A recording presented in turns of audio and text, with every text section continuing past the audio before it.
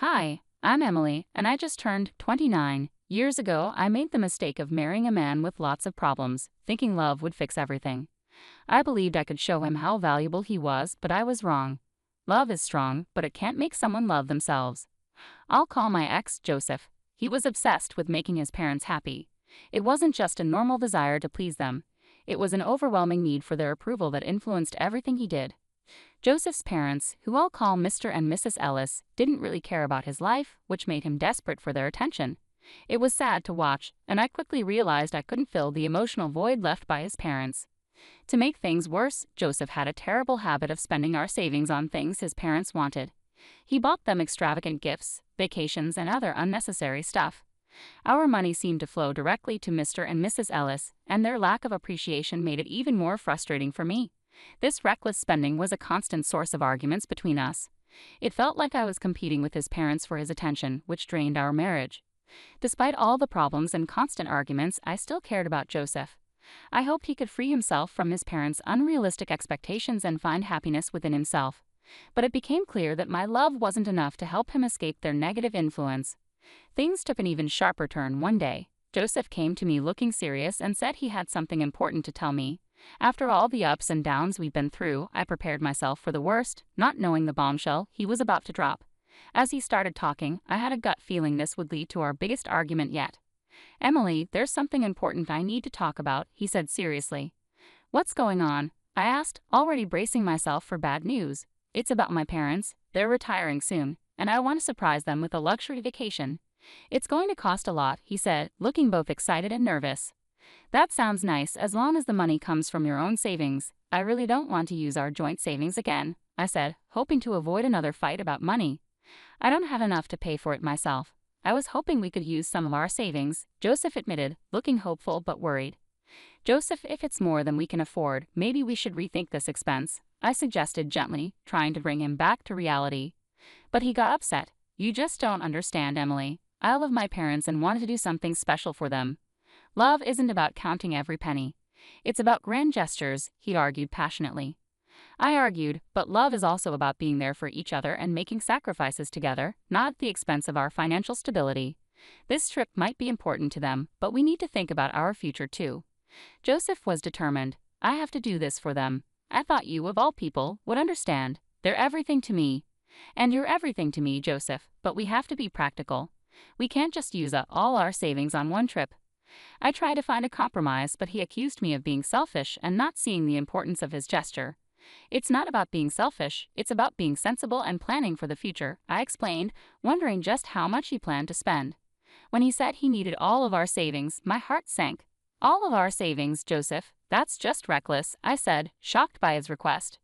"You're being heartless," he shot back, convinced I couldn't understand his desire to make his parents happy. "No, Joseph, I'm being realistic.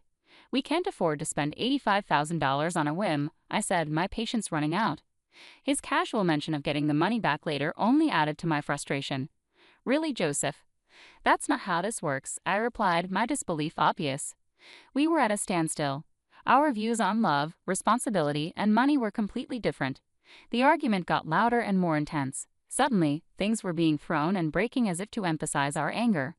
In the midst of this chaos, Joseph declared that if I couldn't support him, he wanted a divorce. He probably expected me to panic and try to save our marriage. But I didn't. Instead, I gathered all my calm and resolve and simply said, "Okay, Joseph, if that's truly what you want." The shock on his face was clear. He had expected tears and begging, but what he got was my firm stance. I was done indulging his fantasies. If he wanted to waste his future chasing unrealistic dreams, he could do it without me. I didn't hold back. I told him everything. I made it clear that his endless quest for his parents' approval was pointless, like trying to stay dry in a storm with just an umbrella. He tried to argue, but I stopped him with a simple raise of my hand. I declared that I was done fighting for a love trapped by unrealistic expectations and a constant need for validation. "Go ahead, spend all your money trying to win over people who barely notice you," I told him, firm in my decision to end the cycle of disappointments and broken promises. And with that, the harsh truth hit him. He finally realized how bad things had gotten. Our marriage had turned into a battlefield, and it was time to raise the white flag and find peace separately. A month has passed since the divorce was finalized, and I can honestly say the feeling of freedom is incredible. Gone are the days of endless arguments about money or seeking approval that was never ours to gain. Now I'm breathing easier, free from the heavy burden of his doubts that once darkened my days. Each new day seems a little brighter.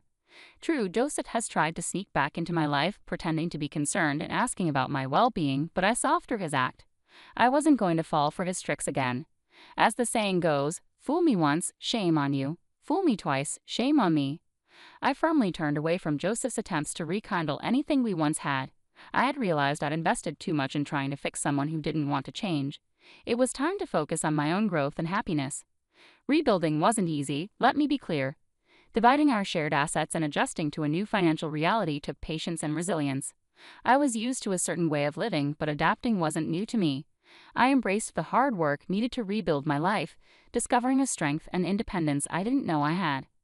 Reconnecting with old friends, getting back into hobbies I'd neglected, and finding new interests made the world feel big and full of possibilities. I was eager to make the most of this fresh start. Sure, there were moments of self-doubt and loneliness, and adjusting to a new budget was challenging. The wounds from a failed marriage don't heal overnight, but with each passing day, I found comfort in the fact that I was no longer sacrificing my happiness for someone else's insecurities. The ease with which I moved forward might have been a sign that I had been holding on to a lost cause for too long.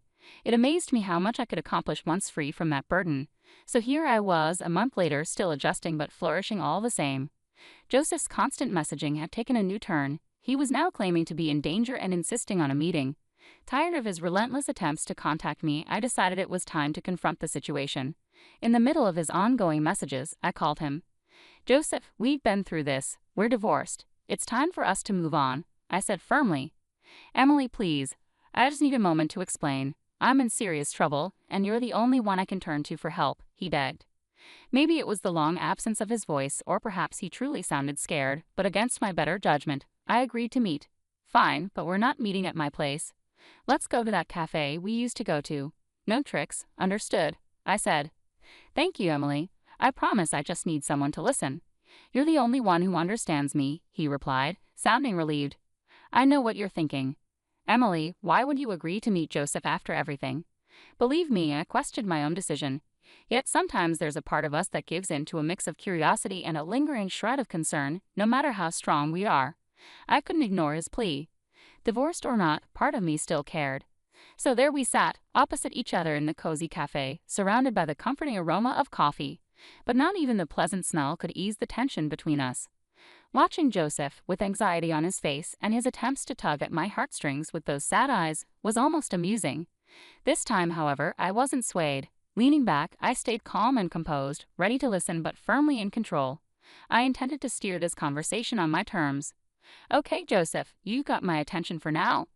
What's this danger you're supposedly in? And just so you know, I'm not here to save you. I'm done cleaning up your messes," I said, keeping my tone firm yet open.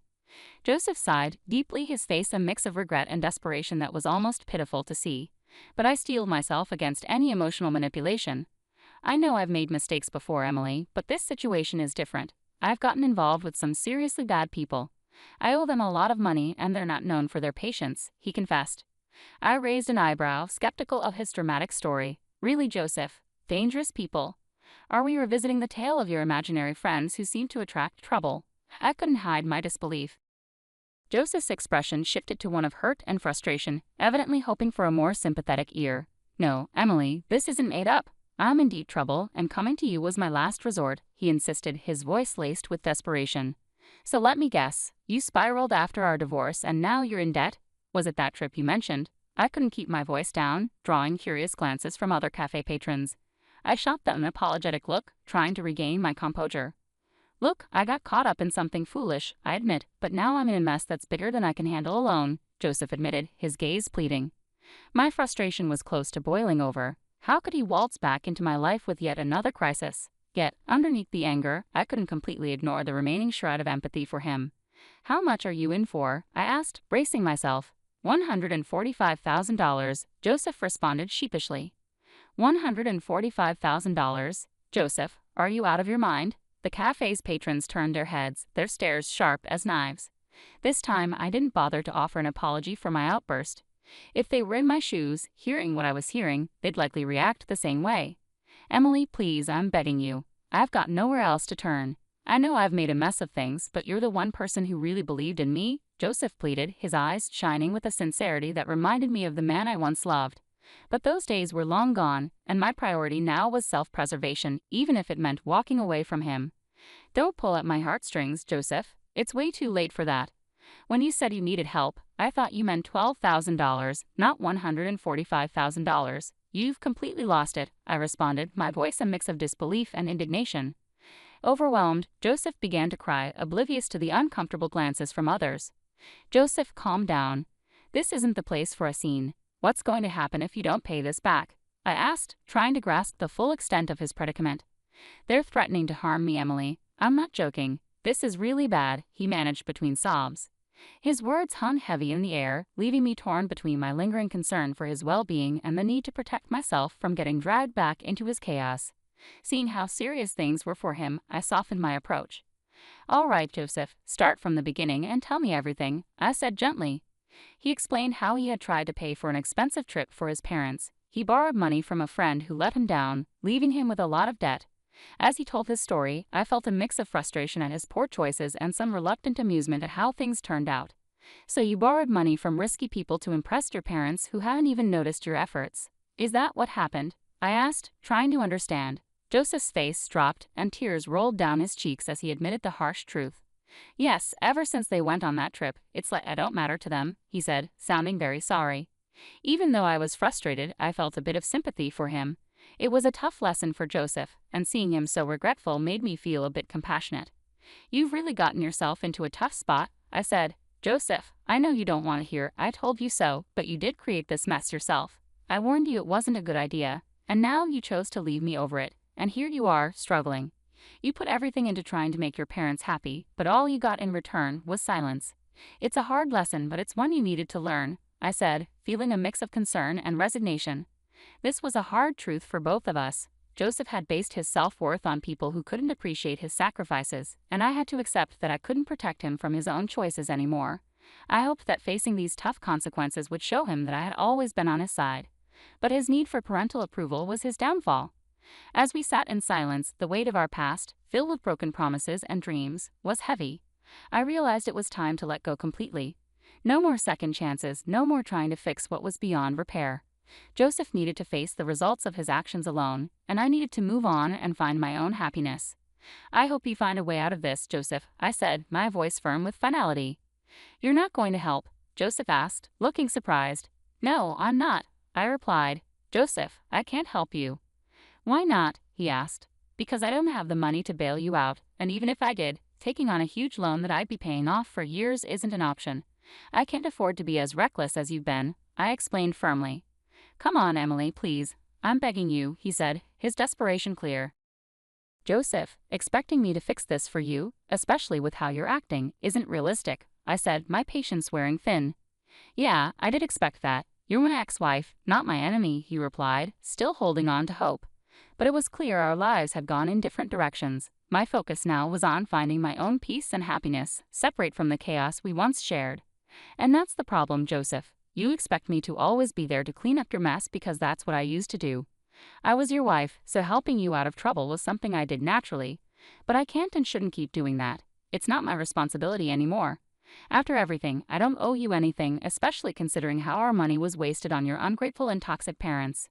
But I love them, Joseph said. But I love myself too. And loving myself means doing what's best for me, including taking care of my own well-being, I said. Joseph looked down, realizing that he wasn't going to get the help he wanted from me. Since it seems like you're out of options, here's one piece of advice. Leave. Move somewhere far away where they can't find you. If you can't do that, I'm not sure what else you expect from me. He sat there in silence, clearly frustrated by my refusal to help him this time. It's time for us to go our separate ways, Joseph. I can't keep being dragged back into your problems. We both need to find our own peace, I said, hoping he would understand. If you really cared about me, you'd help, he said, anger in his voice. Goodbye, Joseph. I'm changing my number, I said firmly as I stood up to leave. As I walked away, Joseph stayed seated, his face showing a mix of emotions. It was a tough but necessary step for me to take for my own happiness and self-respect.